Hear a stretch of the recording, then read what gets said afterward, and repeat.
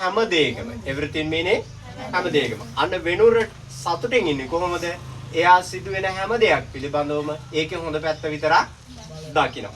අපි එනවා. රසුනි කියනවා does කියන්නේ පුතේ do එකේ ඒක වචනත් එක්ක ඒක වචන නාම පදයක් එක්ක නැත්නම් ක්‍රියාපදයක් එක්ක අපි ප්‍රශ්න වාචී ප්‍රශ්නයක් හදද්දී භාවිතා කරන උපකාරක පදේ තමයි මොකද්ද? does කියලා කියන්නේ ඒක වචන ක්‍රියාපදයක් සහිත වාක්‍යයක ප්‍රශ්න හදද්දී. Does it mean that you are optimistic? What's meaning optimistic? Optimistic meaning සුබවාදී. මොකද්ද තේරුම?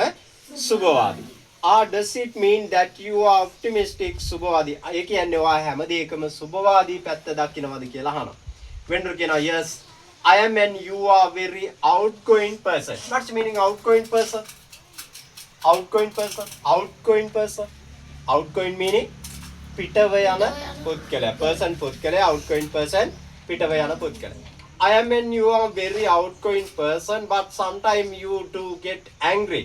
අරයා මෙතන පිටව යන පුද්ගලයා කියලා කියන්නේ පුතේ මොකද්ද වෙනුර කියනවා yes I am and you are very outgoing person. ඒ කියන්නේ පුතේ මෙයා මෙතන අර සියල්ලම සුබවාදීව දකින කෙනෙක් එන සියලු අපි හිතමු මොනවාට ප්‍රශ්නයක් කරනවා කියලා. එයා ඒක මොකද කරන්නේ? සතුටින් බාරගෙන ඒකට මුහුණ දෙනවා. නමුත් පොඩි අඩුවක් තියෙනවා. මොකක්ද? මෙයා නිතරම angry. What's the meaning angry? තරහ ගන්නවා. ඊට පස්සේ රසුනි කියනවා yes I do and that's one of my weakness. What's පුතා weakness? Weakness meaning දුර්වලතාවය. weakness මොකද්ද? දුර්වලතාවය. I think that it is because I am sensitive. I think that මම හිතනවා නැත්නම් මම හිතනවා because මක් නිසාද I am oversensitive. sensitive සංවේදී. oversensitive අධික සංවේදී. මම වඩාත් සංවේදී. ඒ නිසා වෙන්නේ නැති මට පොඩ්ඩක් කේන්දේ යන්නේ කියලා කියනවා.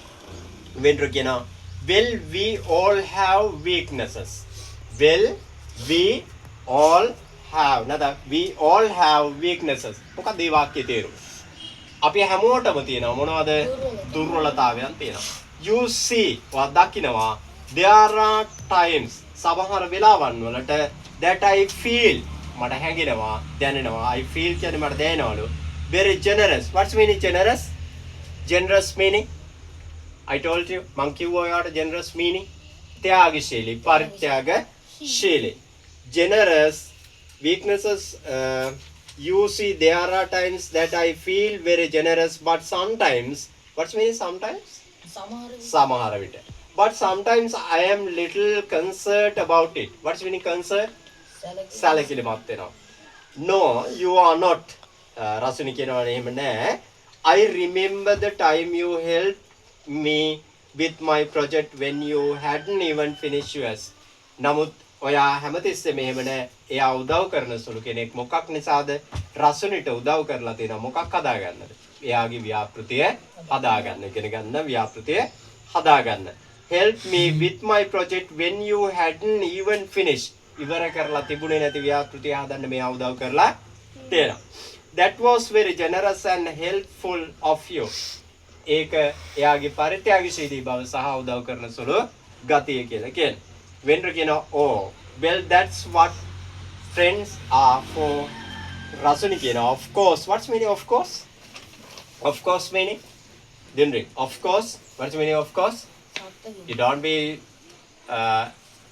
go any other places in your mind. හරි ඔයාගේ මනසින් ආවෙන කොහෙවත් යන්න එපා because you have to hear bodies is here not mind here. right එහෙම වුණොත් මොකද වෙන්නේ?